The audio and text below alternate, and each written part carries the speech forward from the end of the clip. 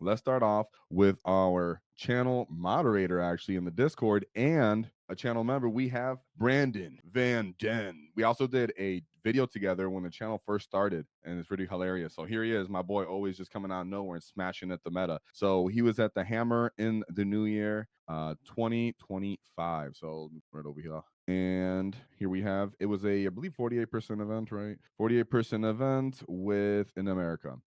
So we actually do have notes from Brandon. He did end up in 7th place, losing in the 4th round. But let's take a look at his list real quick, like always, before we go over all his notes. So it is the Taktikal Brigade. Looking at his characters, he has a Beastboss with Squad Leader, Big Mech with Shock Attack Gun with the enhancement of Mech Captain, Boss Necron, Ghazghkull Thraka, Warboss, and then a Weirdboy with enhancement Mork's Cunning. And then we have Zodgrod Wortsnagga to round off the characters. That's a pretty thick character point investment, but I'm here for it. In the Waaaghtaktiks Brigade, sorry, I'm going to say that a lot. Sorry, guys. But in the Taktikal Brigade, very common that we have a lot of character investment. One thing I want to point out here is you do not see a basic mech, but you do see Boss Necron. And Boss Necron cannot give two orders right on the same turn. So even if you do redeploy him, he cannot do it again. But the fact that he can redeploy and he infiltrates means he can kind of make up this distance that you kind of want from the mech with the big gob yelling essentially,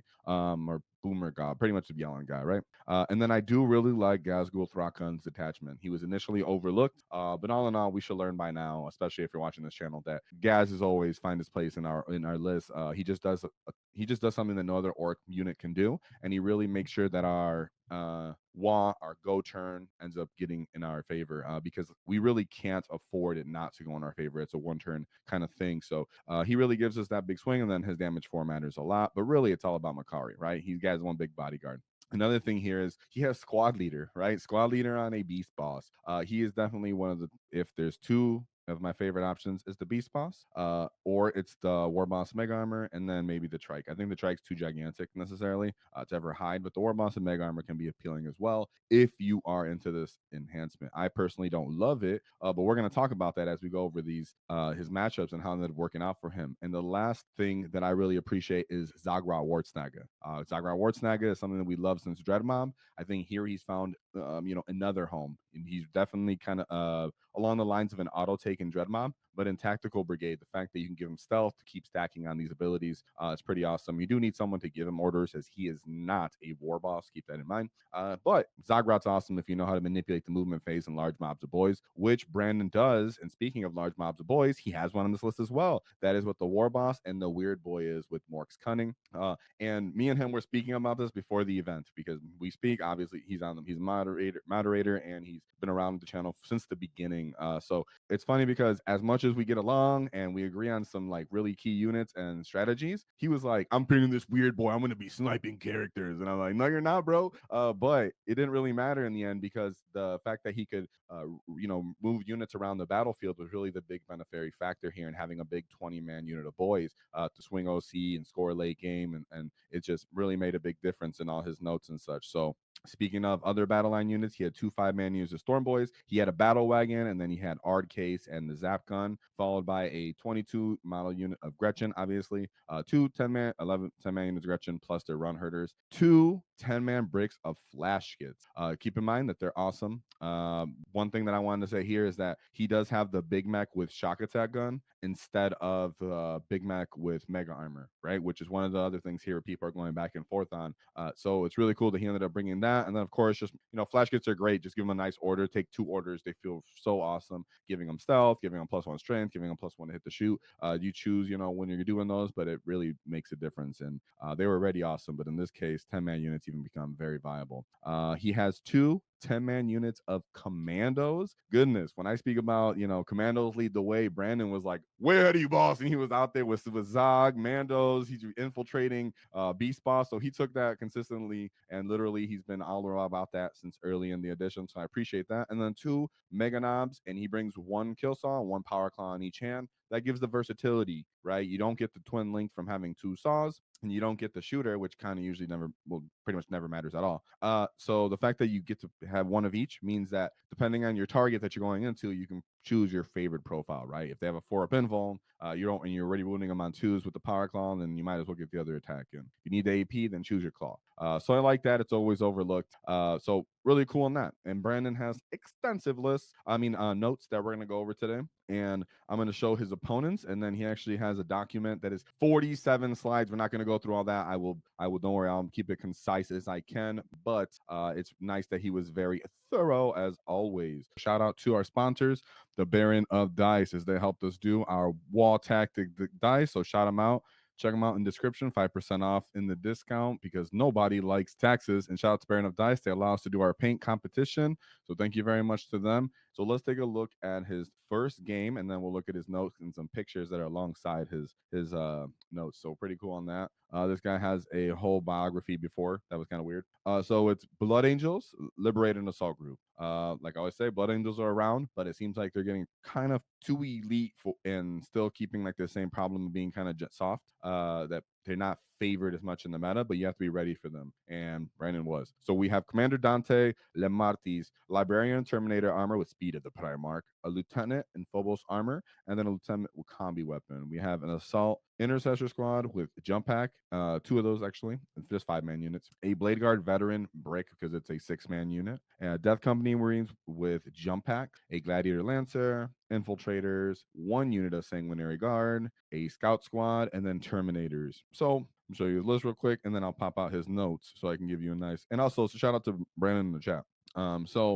Game 1 was Taken Hold with raised banners, swift action. So he reserved his Flash Gitz with the shock attack gun. He put Boyz in the Battlewagon. And then he was saying he would redeploy the Commandos, both of them, and then the Battlewagon, or he would deploy Zodgrod, depending on what his opponent was. And then he has, and then it was the Blood Angels. So for this list, I'll actually pull out the document so you guys can actually see it real quick. Brandon wanted to show off to you, so you guys can see. Let me get this out here. Boom. Let me zoom in so you guys can at least see some of the pictures, right? One's there. Thanks. Bam. All right. So there we go. He pulled out a couple pictures of him and his Blood Angels game. And as for his notes, he said, in this game, he used Commandos to bring out the Death Company, and he used Zodgrod as bait. And pretty much he just lined up on the walls. Blood Angels don't really have good options for what we would call skirmishing, getting kind of these little trades off early for points. They kind of just come in and smash into you. So along that time, once he kind of used his Commandos and his Zog unit, essentially infiltrating and scouting as his bait, then he counterpunch with Gaz, the Flash Gitz. We're pretty much decimating units. Then we have and then the Boyz pretty much charged the Death Company. Ultimately, he just ran out of momentum, and then they pretty much talked it out because he was almost tabled and had no point units left on the table and low on points. So Brandon kind of just ran him over. They're a little too elite, and Taktikal Brigade is very efficient at its combined arm assets, guys. You can't overlook the fact that you can overwatch with these brick of Flash Gitz and a shock attack gun. So as soon as you take the middle board presence, and if he already has these Commandos out and Zodgrod units out, so you can't even reach that, it means the enemy knows as soon as I move, I'm getting overwatch, even the position and stage to hit any of his like actually valuable units. So I can end up seeing this being a common occurrence in some of these matchups where the enemies kind of have to invest in all this early board presence. And if they're too aggressive, then you have something like a Beastboss to hit it. So I wouldn't say I'm still sold on Squad Leader, but I definitely see a little how he was utilizing that value because he fully invested in that strategy. It wasn't like he tiptoed into that, right? He didn't put just one Mando unit. So you can start seeing the return on when you're sticking to an idea that you're trying to bring or an archetype, fully invest in it. And you can see Brandon really thought this out. So great job with that. I can see the Weirdboy being valuable in this case. Big up all that distance too. So let's see. Then he goes on to his second game. So game 2. We have the Ritual. And then we have swift action, Flash Gitz and shock attack gun in reserve. He has a Stormboy unit, and then he put 20 boys in the wagon, and then he considered redeploying the Mandos and the Battlewagon. His opponent was the Tyranids. So I'll pull up the Tyranids list real quick. Let me get rid of some of his Thames. Too excited, I had too many open. All right. So then we go to the Tyranids. So he said, bug for brains. Boop. Get a little closer, you guys can see. So we have Death Leaper, Hive Tyrant, Neuro Tyrant, 2 units of gargoyles. Keep in mind, really good move blocking type of units, right? They'll walk up to you, or actually advance up to you, shoot, and then they get to move normal move after that. They can be a problem for orcs, especially if you don't have that presence. So I can see Brandon trying to take advantage of his Mandos here. We have Biovores, Exocrines, 3 of them, 3 Exocrines, all in, of course. That's an efficient Tyranid army, right? Playing just 1 Exocrine guy and one, it's 3's what you're expecting to see if you're playing at GTs. 2 Lictors, only 1 Maliceptor, only 1. That's nice. Unit Neurogons, a Neurolictor, Pyrovores, a Ravener unit, a Tyrannofax with a Rupture Cannon, and then a big unit of Zoanthropes. Love to see that. So Tyrion is trying to also take advantage of the mid table, but he doesn't have anything that's necessarily challenging for commandos as well, I guess they can fight first and they can hurt most of the commando unit, but it comes for like OC, and if they get the initiative on something like a Lictor, they can definitely pick that boy up. And they're fighting for the infiltration deployment. So I really love that you actually have to play that part of the game if you tech into having commandos and scouts like that.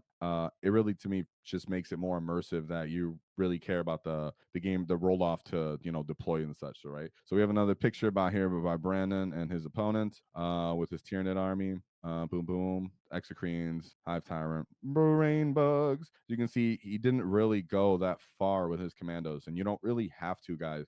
Just because they can infiltrate all the way up the field doesn't mean they will all the time. So this is just good enough here, and you can see he's kind of just trying to block off his Flash Gitz and get in the initiative. So very cool pictures by that, and then one more picture from how that looks. So he said this was a heck of a game. He said lost most of Zodgrod units to Overwatch. He forgot how efficient those zoanthropes are. He ended up using gargoyles to jail his battle wagon for 2 turns. Like I said, they can just move after they shoot. So you have to be aware of that. Heroic interventions can kind of help if they charge it and touch it, but a lot of times they won't even have to just move right up to it because they have so much mobility. So then you have, that's where like maybe Flash Gitz can pick them up, but then it's like, is it worth that one? And my Flash is kind of exposed now. So hey, he said his units picked up, his Flash Gitz picked up the ones without the character. We're picking up Lictors, Raveners, and Neurogons. That's the point, right? They don't really need the character investment. They're sitting at 160 points. Once they get 1 or 2 orders, they're really effective at picking up anything that's lower than them and then going toe to toe with anything that's near them in points. And it feels nice when they punch up, when they pop lethals, or if you get them a certain strength threshold and they chip someone down near Gaz's aura, which can happen also because we have Gaz on the list. He said Gaz bullied the middle. He was slapping the big bugs. They were -1 to hit. So then it ended up because it was the ritual, he knew he had to, take a wall on turn 3 and kill everything that was in his way. And pretty much the boys took advantage of the bottom objectives and eventually stole away his primary to kind of offset the game and really make the difference because it was such a slow game. I mean, not slow game, close game, excuse me. So great work by there because the ritual can be quite annoying against Tyranids as they can kind of castle up and just make stuff on their side of the field and then use gargoyles to hold you back on that side of the field. That's exactly what I've experienced in them. So the fact that you were able to get around that and still punch through was really good on you. And I don't think I can exactly phrase exactly how much I appreciate that firsthand, right? having to deal with something like that. So good job there. Luckily, you didn't have a bunch of Maliceptors and stuff, so you punched your way right through, recognizing that, and I love that. So shout out to Gaz in that matchup. So then we go to game 3, and I'll show you that real quick. Boom, right here. He said Scorched Earth, swift action. Nothing in reserve, boys and wagons, and then commandos and battle wagons. His opponent was a Death Guard. So I'll look at to see some of these pictures. So I make sure I don't pull up all of the slides, my boys, right? Because 47 up in here, but a lot of good pictures.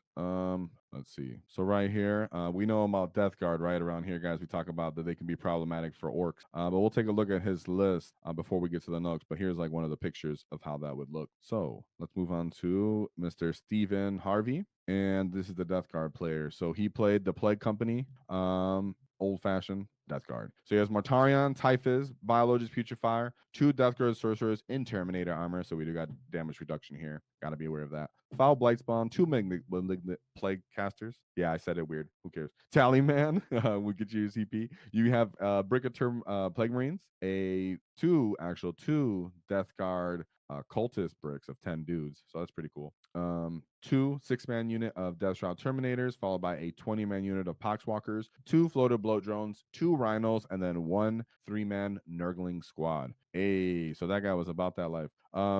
Really heavy on the character investment, but you should expect that when you're seeing Death Guard. Morty is still quite effective for his points. I mean, goodness, Morty 300 points, guys, right? Gaz is really paying a good price for that infantry keyword in Makari. So, and then Typhus is quite effective, can put mortal wounds. He leads the Pox Walkers. And then remember, these Death Shroud Terminators, sorcerers can reduce damage on one phase. So be aware of that, and then you have the fight first, and then lethal critical 5 pluses from the big 10-man unit of Plague Marines. So let me take a look at his note. Where did I move those? Did I move those? I think I moved them. Yeah. And then so Brandon's already having a pretty good matchup of armies that we talk about and that we kind of anticipate you're going to see at events. Death Guard, Tyranids. We'll see more of what he had to deal with. The meta is quite open, so I think orcs are in a great spot to really take on anybody, but you got to do your research. So he said, "Holy smokes, this was a game. Low scoring because they pretty much were running out of time by around 4." And Brandon felt like he was really starting to swing it there, but it does happen, right, guys? That these close games, not also in time really matters. So he said that he put everything at both Gitz squads on the table because the guy had lack of shooting. He said he did an interesting move by turn 1, trying to burn in the middle with the bloated drone. And he responded with, Brandon trying to erase it, and then Death Shrouds, Morty came out, and then the Rhinos came out with the Plague Marines. So he ran around with Gaz still staged in the middle, and then the Flash Gitz were ready to shoot at it. Zog went, so he went and used Zod and Commandos to interact with Typhus and a brick of Death Shroud. So that's quite interesting there. Typically, you would think that they might have enough volume, but when you really considered, the 5-up info, when you do call the wall and the -1 to wound, as long as they're away from Morty and he's not really there to ignore the modifiers, it can matter. So he said the No Man's Land top objective was pretty much taken over by the Flash Gitz. And he used the Battlewagon to pretty much score primary and just hold OC. Yeah, and he was proud. He wrote a whole bunch here. Pretty much that there was a lot of he ended up using a lot of his non-leader character units to consistently fight for the No Man's Land objectives on the pretty much north and south side of the deployment zone. And pretty much eventually he did lose most of his middle of the table. Let me see, I have a picture here what he's talking about, where you can see right here he has the 10-man unit to the north, and then he used cards. I like that for his orders. He has this red 10-man unit right here to the north, as you can see on this picture, that's holding that for most of the game. And then, like I said, he has his battle wagon staging that's going to come out and take the middle as well. And all of this responds to come and kill Gaz, which is typically the case, right? You should never expect Gaz to survive. Here you can see this Warboss and the Boyz moving up as well in the middle. So a consistent pattern. Gaz staged in the middle, Boyz there to help him with battle wagon support. Characters that are unled play others, the flanks alongside the commandos, and then Zodgrod supports them as well. So pretty cool to see on that. So it was really close game. It just ended up going in Brandon's favor, but Brandon was hoping for a bigger point swing there because he felt like he finally had gained momentum, but it was too late in the game because you can see he ended up getting a 55-point game here, but he did win it. So shout out to you for winning, Brandon. I can get those interactions, right? Yeah, I bet you there's a lot of auras and things you're really trying to make sure of and combat to have to interact with and deal with. So it is what it is. So close to putting 30 Flash Gitz, like the chat says. I know, right? But 20, man, we're at 20, guys. Who's gonna take the full 30? Stay tuned. So shout out to Brandon for winning that one. And then we move on to game 4. So for game 4, here's the mission. We can see Search and Destroy, my boys. He has Burden of Trust, prepared positions. So we have, which is go to ground for free and heroic intervention. That is dope. That is really cool for Zodgrod Wortsnagga when he's in Dread Mob, but in this case, he's not in Dread Mob. But it is cool for the Flash Gitz, I guess, right? Not Flash Gitz, sorry. Storm Boys. So we have in his reserve, he has the Flash Gitz and the shock attack gun. He has the Boyz in the wagon, and then Commandos, Zodgrod, and versus Necron. He said that he didn't actually get pictures of this game. Oh, something that I forgot to mention. Brandon didn't even mention throw it out in chat. Brandon was streaming this event in our Discord, so you can actually go back and watch these games. He said, sadly, the camera guy didn't get photos in this game in his stream. kind of got cut out. So he said the Necron's Shadow Scar list was pretty rough and ended up kicking him in the butt. And ended up winning up the whole tournament. It pretty much was wounding everything on twos, and it was bullying kind of the primary in the middle with the Doomsday Arcs and the Silent Crit King. He did push aggressively, and he thought maybe he should have played KG because it was Burden of Trust came scoring easy for him. So he just parked his big boys on the objectives. His only highlight was that killing all 3 Doomsday Arcs. Yeah, and never getting overwatched by the Galactopus. So you do have to be weary of the Necrons, but I'll show you the list real quick. I know everybody's kind of like, dang, Necrons, of course. So yeah, you expect to see that right now in the meta. Scatterstar is feeling itself. So the guy wrote a bio also. That's kind of weird. So you can see he has a Hexmark Destroyer, another Hexmark Destroyer, but each one has a different enhancement. One's Demanding Leader, and the other one's Chrono Independence Field. He has a Silent King. Kind of light on characters from my experience with Scatterstar. So it means he has more stuff, which actually might be more rough. We have Canoptic Reanimator, Canoptic Spiders. You should expect to see both of these in these lists. I think this Canoptic Spider gives a Feel No Pain to mortals, or just a Feel No Pain in general. I'm not sure. And then the Reanimators for like the infantry and such. 3 Doomsday Arcs, really efficient for their points, -4 AP. They are terrifying to something like Squighog Boys or even Orc Trucks. They really actually do pop quite effectively. Nonetheless, you should expect to see them everywhere. The 4-up Invol's annoying, but hey, we got tank busters now. Flayed ones, so they can infiltrate. 2 units of Locust Destroyers for scoring. A unit of Heavy Locust Destroyers. A Score Pack Destroyer unit. 2 of them, actually. Some Tomb Blades, and then a Triax Stalker. This helps you, actually ignores cover when he picks a unit. So he actually has more stuff than sometimes you end up seeing on this, right? So, oops, pulled that up. So I'll pull up his notes and his list real quick. Not his list, sorry. Some notes and some pictures. Oh no, he didn't have any picture. I forgot. Yeah, we just went over that. He was like, I don't have pictures. Sorry, guys.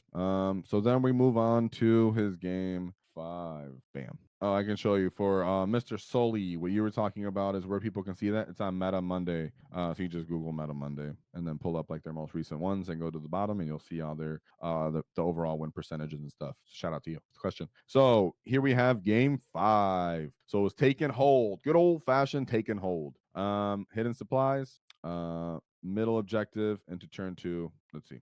So reserve none, Battlewagon, 20 boys, redeploys, and he was versus World Eaters. So let me pull up this World Eaters list. World Eaters did get kind of a glow up with their new detachment, and this is the new detachment because it has the Vessels of Wrath. So now in this detachment, from what I understand, instead of having to roll off randomly for the abilities, they get to pick 3 units and then give them the abilities that they get. So they can choose Fight on Death, they can choose Advance and Charge, and then they can choose like Feel No Pains, for example.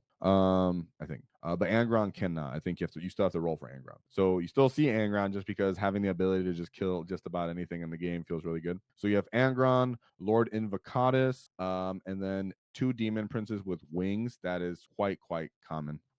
Just because the fact that now they can just run up and beat the crap out of stuff at will with the abilities, I guess really makes them better. I think there might be something else in there that I'm missing. If so, I'll add it in the notes later. But he has 3 of these Demon Princes with wings. So I expect normally 1 or 2, but dang, 3, he went all in. Unit of Jackals, 2 units of Exalted 8-bound, 1 unit of Chaos Spawn. Goodness, I do like that he brought a big fat unit of Exalted 8-bound right alongside Angron, because it's like, which one are you going to kill? One's being led by the Juggernog, and then Angron is just going crazy. And then the small unit means you can kind of missile in with these little 3-man units really quick. World Eater spawns. Of course, they get the Feel No Pain is really annoying. He has 2 Destructors with the auto cannon. So this is quite elite. Quite an elite list, in my opinion, for the World Eaters. So let's take a look at Brandon's, list or notes right here, and maybe a picture. Here's a picture. Here's the Angron. Good looking Angron for the most part. There we go. A nice base, color green. Boom. Look at that Angron lining up on the boys. I know you guys appreciate that. The flashiest gets getting chewed up by some 8-bound, and then some more Flash Gitz up over here getting stuck in. So love to see that. So now we take a look at the notes. So a lot of scrolling. So good game against the World Eaters. He said that he pretty much deployed on the line knowing that the World Eater guys kind of want to deploy on the line too, and then he redeployed and set up screens. Really nice for that. The guy ended up not making all of his charges anyways somehow with World Eaters. Pretty crazy in that case. He did manage to pop a Battlewagon. I'm surprised that after he popped the Battlewagon, he didn't like consolidate. Maybe, I don't know if it was Angron or not, but usually Angron might have an issue of if it's a big unit, once he pops something, he can consolidate into it, and he's not necessarily scared of unit of Boyz. But in this attachment, you can fall back and charge the Boyz, so that's pretty cool. That's something I always, think about. That hey, when can orcs fall back? That's one of the few cases. So he ended up drawing turn 1 because he knew that's going to be investment. That investment of World Eaters just running straight into you.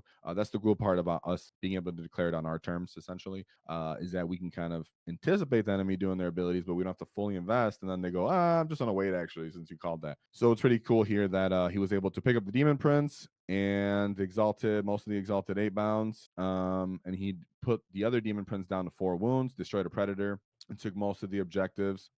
He was stuck trying to just dig them out because now you have to film the invuln, and then they loot lost enough of those units. As you can see, he had a pretty elite army. And even Angron can kind of fail to clean Boyz effectively once you have a 5-up invuln. So pretty dope on that.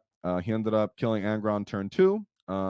And he tried to charge the shock attack gun / Flash Gitz squad, and with some 8-bound, I believe they got murked in Overwatch. He did a secret mission. The enemy did a secret mission and got lucky by making Angron back and ended up stealing his home objective to get the secret mission. Nonetheless, Brandon still ended up winning that one with a 93-point win right here. So shout out to our boy Brandon. And that was the end of his 5-round event of going 4-1. So let's take a look at this list one more time. We have the Waaaghtaktiks Brigade with a Beastboss with squad leader, Big Mac with shock attack gun, Ghazghkull Thraka, Warboss, Weirdboy, Zodgrod, a 20-man unit of Boyz, 2 5-man units of Storm Boyz, which of course battle line. Remember, those boys can do, Storm Boyz can do secret missions for you gets, right? So never forget that. Then we have a Battlewagon, a 22 brick of Gretchin plus their run herders, 2 minimum size units of Grot, 2 10-man bricks of